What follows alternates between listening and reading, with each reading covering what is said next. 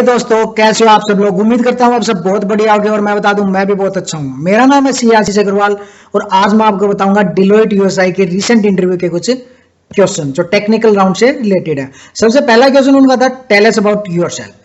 आपको अपने बारे में बताना है, एक ब्रीफ इंट्रोडक्शन देना है, कम से कम 1.5-2 मिनट का इंट्रोडक्शन आपको देना है, जिसके अंदर आपको करंट ऑर्गेनाइजेशन का आपका नाम बताना है, कौन से एरिया में आप वर्क कर रहे हो वो बताना है, टाइम पीरियड कितना हो गया आपको वो बताना है। अगर सीए फर्म है तो आपने कौन कौन सी मेजर इंडस्ट्री आप हैंडल कर रहे हो।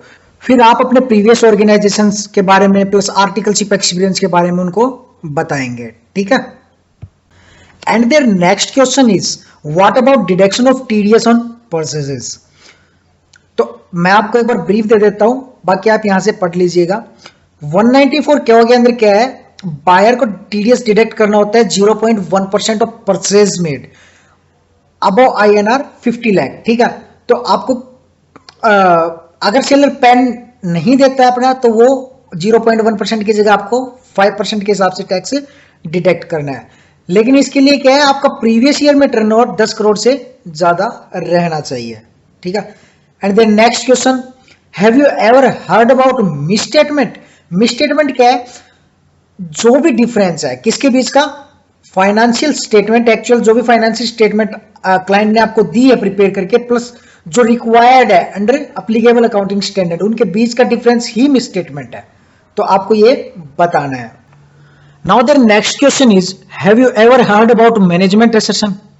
ठीक है, मैनेजमेंट एसेशन क्या है, मैनेजमेंट क्लेम प्रोड्यूस करती है जो भी ट्रांजैक्शन उन्होंने रिकॉर्ड किए हैं, जो भी बुक्स ऑफ अकाउंट आपको प्रेजेंट किए हैं उनके बारे में कि वो सही है, ठीक है। आपको एज ए ऑडिटर आपको क्या करना है, उन असर्शन को ऑडिट चेक्स, ऑडिट टेस्ट लगा के आपको चेक करना है कि वो सही है कि नहीं है, ठीक है। तो सबसे पहले इनका क्लासिफिकेशन 3 कैटेगरीज में है, transaction level assertion, account level balance assertion and क्या कहते हैं प्रेजेंटेशन एंड डिस्क्लोजर असर्शन, ठीक है। First we are taking transaction level assertion. इसके अंदर क्या है कि प्रॉफिट एंड लॉस या इनकम स्टेटमेंट में जो भी आपकी ट्रांजैक्शन इंटर हुई है वो सही है कि नहीं है। एक्यूरेसी आपको चेक करनी है कि आपने पूरी की पूरी अमाउंट उसके अंदर सही डाली है कि नहीं डाली है।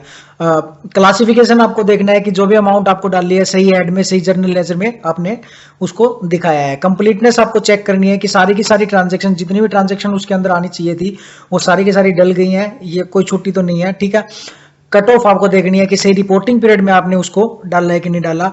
ओकरेंस, ओकरेंस में क्या है कि जो भी ट्रांजैक्शन आपने डाली है वो सही में हुई है या फिर कोई फेक ट्रांजैक्शन तो नहीं है। Now next is account balance assertion. इसमें आप क्या करोगे, बैलेंस शीट के जो भी आइटम्स हैं आप उनको वेरीफाई करोगे। सबसे पहले तो आप कंप्लीटनेस देखोगे, जो भी एसेट लायबिलिटी इक्विटी जो भी रिकॉर्ड हुई है वो पूरी की पूरी रिपोर्ट हुई है, ठीक है।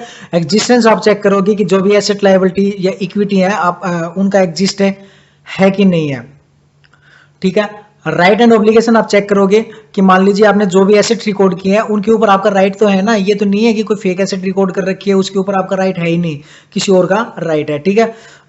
तो वैल्यूएशन आप चेक कर लीजिए कि जो भी एसेट रिकॉर्ड हुई है, लायबिलिटी रिकॉर्ड हुई है वो अपने प्रॉपर वैल्यू पे रिकॉर्ड हुई है, ठीक है। उसके बाद है presentation and disclosure assertions. This is related to presentation of information within the financial statement. Accuracy आप चेक कर लीजिए कि वो करेक्ट है कि नहीं है। कंप्लीटनेस, जो भी इंफॉर्मेशन डिस्क्लोज हुई है वो कंप्लीट है कि नहीं है। ओकरेंस, जो इंफॉर्मेशन आपको बताई गई है वो ओकर हुई है कि नहीं है। राइट एंड ऑब्लिगेशन, वो कंपनी से ही बिलोंग करती है। अंडरस्टैंडेबिलिटी, वो अंडरस्टैंडेबल है कि नहीं है, ठीक है। Now their next question is, what is emphasis of matter para. अच्छा, मैं आपको बता देता हूं इम्पेसिस ऑफ मैटर पैरा क्या है। ऑडिटर क्या करता है कि कोई इंफॉर्मेशन है जो उसने फाइनेंशियल रिपोर्ट में प्रेजेंट कर दिया है पहले से ही, लेकिन वो चाहता है कि यूजर्स का ध्यान उस सब्जेक्ट की तरफ पक्का जाए ही जाए, तो वो क्या करता है, इम्पेसिस ऑफ मैटर पैराग्राफ डालता है और उस इंफॉर्मेशन को दोबारा वहां पे हाईलाइट कर देता है, ठीक है। अच्छा, उनका अगला क्वेश्चन था एप्लीकेबिलिटी ऑफ कारो 2020, ठीक है। तो आपको बताना है कि कौन कौन सी कंपनियों पे कारो 2020 एप्लीकेबल है। तो सभी कंपनियों पे कारो 2020 एप्लीकेबल है, एक्सेप्ट कुछ कंपनियां हैं जो स्पेसिफिकली एग्जेम्प्ट है, वो यहाँ पे बता रखी हैं, आप रीड कर लीजिएगा। प्लस पार्टनरशिप पे या फिर किसी और चीज और फर्म पे ये कारो की रिक्वायरमेंट नहीं है, ये सिर्फ कंपनीज पे एप्लीकेबल है। Now their next best question is any intent found during the audit process you have conducted. ठीक है, कोई भी आपको ऐसा इंटेंट मिला हो जो बिग फोर में प्लीज बताने लायक हो, आप इस बात का प्लीज ध्यान रखिएगा। कोई बड़ा इंटेंट हो और उसका सॉल्यूशन आपने कैसे किया, उनका नेक्स्ट क्वेश्चन यही होता है, तो आप इस बात को ध्यान रख के वो बताइएगा। ठीक है, और इसके लिए आप प्लीज प्रिपेयर होके जाइए, क्योंकि ये क्वेश्चन तो वो पूछते ही पूछते हैं। Now their next question is just to make you feel better. Type of audit opinions.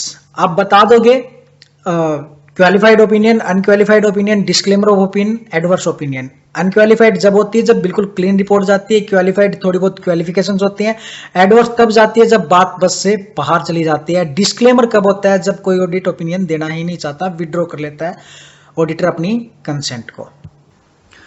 After relaxing with their previous questions, they are asking their next best question: how to audit cash and bank balances.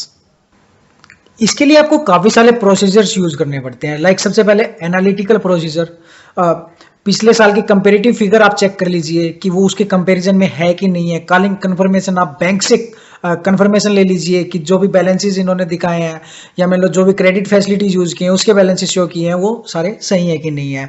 Reviewing bank reconciliation, कोई मान लीजिए कोई check present किया है, वो अभी तक कोई चेक डिपॉजिट किया है वो क्लियर नहीं हुआ है, या जो भी चेक आपने इशू कर रखा है वो अभी तक प्रेजेंट नहीं हुआ है, तो वो चीजें आप रिकंसाइल कर लीजिए। फिजिकल वेरिफिकेशन, अगर कैश है, ज्यादा कैश है तो कैश के आप फिजिकल वेरिफिकेशन भी कर सकते हो। वेरीफाई द कैश वैल्यूएशन, जो भी कैश वैल्यूएशन, लाइक आप किसी और करेंसी में डील करते हो, यूएस करेंसी में आप डील कर रहे हो, लेकिन आपको प्रेजेंट कहाँ फाइनेंशियल स्टेटमेंट में करना है, रुपीज में, तो आपने जो भी कन्वर्जन का मेथड लगाया है तो वो सही लगाया है कि नहीं है वो चेक कर लीजिए।